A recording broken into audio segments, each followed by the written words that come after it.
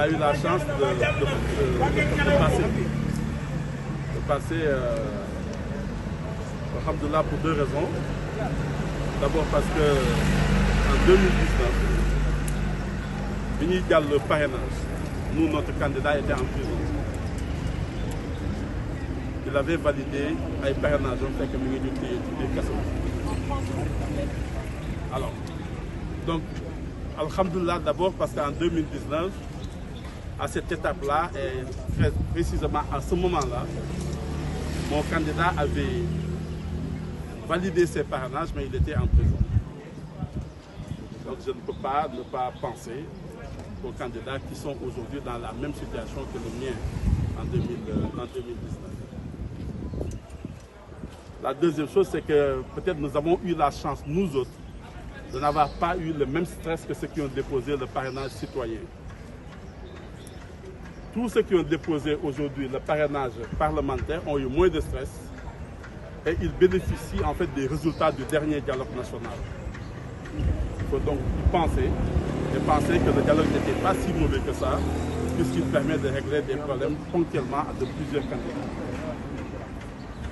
Je viens donc de déposer les parrainages pour Khalifa Ababacar Sall et il se met justement sur la ligne de départ de la prochaine présidentielle.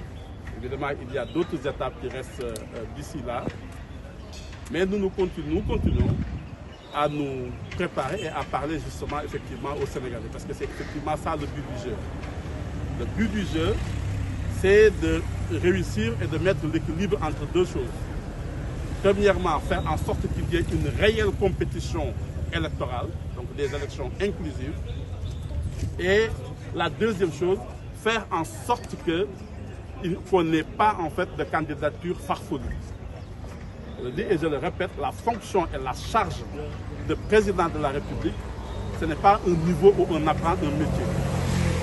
Il faut y être préparé. Il faut avoir du vécu. Il faut savoir ce qu'on fait dès qu'on arrive à la présidence de la République.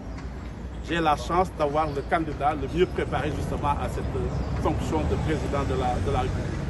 C'est pour ça que nous sommes heureux d'avoir pu faire valider aujourd'hui justement sa candidature, sa validation, avec les 13 députés Évidemment, je le dis aussi, on n'a pas eu de doublon.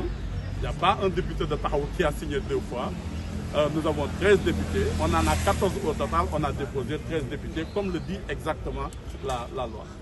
Voilà, j'ai entendu toutes les polémiques qu'il y a eu autour des députés de Tahaou, mais c'est des gens intègres, des gens de valeur, qui n'ont signé que pour Khalifa Ababacar Sall. Nous ne sommes pas restés longtemps dans la salle, il n'y a eu aucun problème concernant nos travaux.